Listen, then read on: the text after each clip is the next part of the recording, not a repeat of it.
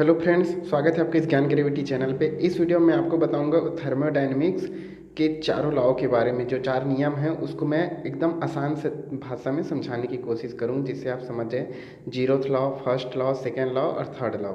ठीक है, तो सबसे पहले आप मेरा चैनल सब्सक्राइब कर लीजिए अगर आप नए हैं तो। चलिए इस वीडियो की शुरुआत करते हैं। तो सबसे पहले देखते हैं जीरोथ लॉ। थर्मोडायनेमिक्स से जीरोथ लॉ क्या है। जीरोथ लॉ देखिए, जीरोथ लॉ उसका स्टेटमेंट देख लेते हैं। सबसे पहले स्टेटमेंट क्या है। If two system are in thermal equilibrium separately with a third system they must be in thermal equilibrium with each other. देखिए, जो जीरोथ लॉ है थर्मोडायनेमिक्स का, वो उष्मा साम्यावस्था की उसमें साम्यावस्था को समझाती है। मतलब इसमें ये बोला जाता है कि अगर कोई भी दो सिस्टम मतलब दो बॉडी थर्मल इक्विलिब्रियम कंडीशन में है और इसी के पास कोई तीसरी बॉडी रख दी जाए तो ये तीनों क्या हो जाते हैं, तीनों की टेम्परेचर बराबर हो जाती है। ये कहने का मतलब है, जैसे कि उदाहरण के लिए हम समझ लेते हैं। अगर मान लो ए और बी दो कप के प्याले एक छोटे से बॉक्स में बंद कर दिए जाते हैं, छोटे से बॉक्स में, और इससे एक ए और बी की टेम्परेचर कितनी है, 15 डिग्री सेल्सियस मान लेते हैं। ए और बी की डिग्री 15 सेल्सियस। ये छोटे से बॉक्स में बंद कर दिए जाते हैं, यहाँ हवा पास नहीं हो सकती। अब क्या करते हैं, जो एक और नई चाय की प्याली जिसकी टेम्परेचर है 30 डिग्री इस बॉक्स के अंदर रख देते हैं। क्या करते हैं, एक और चाय की कप इस बॉक्स के अंदर रख देते हैं जहाँ गैस पास नहीं हो सकती। अब देखते हैं हम लोग क्या पाते हैं। कुछ ही देर में जो ए और बी की टेम्परेचर 15 डिग्री सेल्सियस थी वो थोड़ी देर में क्या हो जाएगी, थोड़ी सी बढ़ जाएगी। ये कितनी हो जाएगी, 20 हो जाएगी। ये भी 20 हो जाएगी। और जो ये 30 थी वो ये थोड़ी सी कम हो जाएगी, ये 20 हो जाएगी। तो क्या मिलेगा, इससे क्या समझ में आता है कि थोड़ी देर में हम देखेंगे जो बॉक्स के अंदर तीनों कप में जो चाय की प्याली थी वो तीनों का टेम्परेचर क्या हो जाएगा, एकदम बराबर हो जाएगा। मतलब ए बराबर बी बराबर सी, मतलब तीनों आपस में क्या हो जाएंगे, बराबर हो जाएंगे। इसी को कहते हैं जीरोथ लॉ। मतलब दे मस्ट बी थर्मल इक्विलिब्रियम। ये क्या दर्शाती है, मोशन ऑफ टेम्परेचर, मतलब ताप की गति। यह नियम बताता है ताप की गति। ताप की गति क्या होती है, उच्च ताप से निम्न ताप की ओर जाती है। ये है जीरोथ लॉ। ठीक है, देखिए ए बी और सी तीनों इक्विलिब्रियम कंडीशन में होते हैं। ये है जीरोथ लॉ। चलिए देखते हैं फर्स्ट लॉ क्या है। फर्स्ट लॉ, प्रथम नियम, लॉ ऑफ एनर्जी कंजर्वेशन, ऊर्जा संरक्षण के नियम।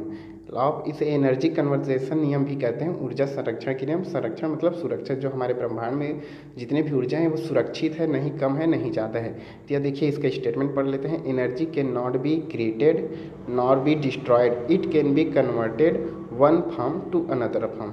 ठीक है, energy can not be created, can not be destroyed, it can be converted one form to other form. कहने का मतलब यह है कि ऊर्जा को ना तो बनाया जा सकता है और ना ही नष्ट किया जा सकता है। उसे सिर्फ एक तरह से दूसरे तरह की ऊर्जा में परिवर्तित किया जा सकता है।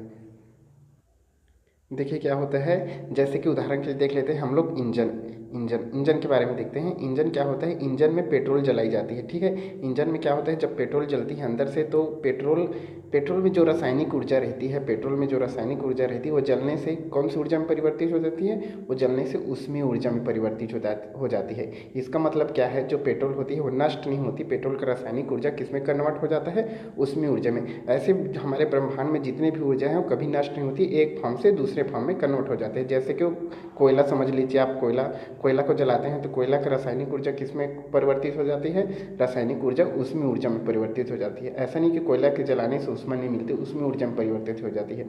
अगर आपकी नज़र में कोई ऐसी चीज़ है जो जलने पे जो एक फॉर्म से दूसरे फॉर्म में कन्वर्ट ना हो तो आप बता सकते हैं। इसका फार्मूला भी है Q equal to del T U upon W. इसका मतलब है Q होता है हीट, डेल टी होता है इंटरनल एनर्जी, W होता है वर्क। ठीक है, ये हो गया एनर्जी की कंजर्वेशन, इसको बोलते हैं लॉ ऑफ एनर्जी कंजर्वेशन। चलिए देखते हैं नेक्स्ट सेकेंड लॉ, द्वितीय नियम थर्मोडायनेमिक्स के सेकेंड लॉ के बारे में। इसके दो कथन हैं। पहला कथन केल्विन प्लॉक ने दिया था, दूसरा क्लासियस ने दिया था। तो सबसे पहले देते हैं केल्विन प्लॉक के बारे में क्या है ये कथन। देखिए स्टेटमेंट देख लेते हैं केल्विन का। It is impossible to construct a engine which give 100% efficiency, there are no other effect except work. इसका कहने का मतलब है ऐसा इंजन बनाना असंभव है जो पूरे हीट को पूरे ऊर्जा में बदल दे, पूरे हीट को पूरे ऊर्जा में, और क्या है, साइक्लिंग प्रोसेस में होना चाहिए। देखिए कि अभी हम इंजन की बात कर रहे थे, इंजन में क्या होता है, पेट्रोल यूज़ हो जाती है, पेट्रोल जल के क्या करती है, उसमें ऊर्जा बनाती है। तो पेट्रोल जलती है तो पूरी उसमें ऊर्जा में परिवर्तित नहीं होती, पेट्रोल कुछ भाग क्या होता है उसका वेस्ट होता है, जल के क्या धुआं निकलता है, उसमें धुआं निकलता है। तो यही बोल रहे हैं कि ऐसा इंजन बनाना इम्पॉसिबल है जो पूरे हीट को क्या करे, वर्क में कन्वर्ट कर दे, जितने भी उसमें हीट निकलती है उसको पूरे वर्क में लगा दे। तो पूरे वर्क में नहीं लगता, क्या होता है, थोड़ा सा इफेक्ट आ ही जाता है। ऐसा हो गया जैसे कि हम पानी गर्म करते हैं तो जो कोयला जलाएंगे तो कोयला के जलने से पूरे कोयला उसमें ऊर्जा में परिवर्तित नहीं होगी, उसमें भी वेस्ट बचता है। तो मतलब कहने का मतलब ये है कि ऐसा कुछ व्यंजन नहीं बना सकते जो पूरे वर्क में पूरे हीट को क्या करे, पूरे वर्क में कन्वर्ट कर सके। ऐसा बनाना इम्पॉसिबल है। तो आप लोग सिर्फ यही समझिए कि साइक्लिंग प्रोसेस में ऐसा इंजन बनाना संभव है जो हीट को पूरे वर्क में बदल दे। इसका दूसरा स्टेटमेंट है, क्लॉसियस स्टेटमेंट कहते हैं, it is impossible to construct a device which operate on a cycle, ठीक, and produce no other effect than the transfer of heat from a cooler body to a hotter body. देखिए क्या बोलते हैं, ऊष्मा शब्द गर्म से ठंडी बॉडी की ओर बिना किसी बाहरी सहायता से बहती है, किंतु ठंडी बॉडी से गर्म बॉडी की ओर बिना किसी बाहर सहायता के बिना नहीं बह सकती। देखिए ऊष्मा सदैव गर्म से ठंडी बॉडी की ओर बहती है, जैसे कि अभी हम लोग चाय के प्याले के बारे में बताए थे, गर्म चाय की प्याले ठंडी की ओर बह गई, उसमें कोई बाहरी सहायता नहीं लगी। लेकिन ऐसा किसी नहीं हो सकता कि ठंडी से गर्म की ओर बहे, मतलब जहाँ एक गर्म चाय के कप है और ठंडी चाय का कप है, तो ठंडी चाय की कप और ठंडी हो जाए और गर्म चाय की कप और अपने आप गर्म हो जाए, ऐसा इम्पॉसिबल है बिना किसी बाहरी सहायता से। इसका कहने का मतलब यही है कि ठंडी बॉडी से गर्म बॉडी की ओर बिना किसी बाहरी सहायता से नहीं बच सकती। यह कौन बोलता है, Clausius statement, it is impossible. अगर ये इम्पॉसिबल है बिना किसी बाहरी सहायता, तो समझ गए, ठंडी बॉडी से गर्म बॉडी की ओर कभी भी ताप क्या होती है, नहीं बहती अपने आप, जब तक उसे कोई बाहरी सहायता न लगाई जाए। ये हो गया सेकेंड लॉ। देखते हैं थर्ड लॉ है लॉ ऑफ एंट्रोपी। इसे एंट्रोपी का नियम भी कहते हैं।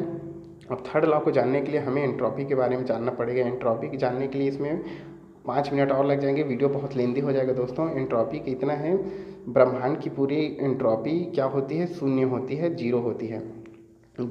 एनर्जी एंट्रोपी के पहले एंट्रोपी के विषय में जानेंगे, तो अगली वीडियो में देखते हैं एंट्रोपी क्या है। इस वीडियो में इतना ही। अच्छा लगा तो लाइक करिए, सब्सक्राइब करिए, धन्यवाद।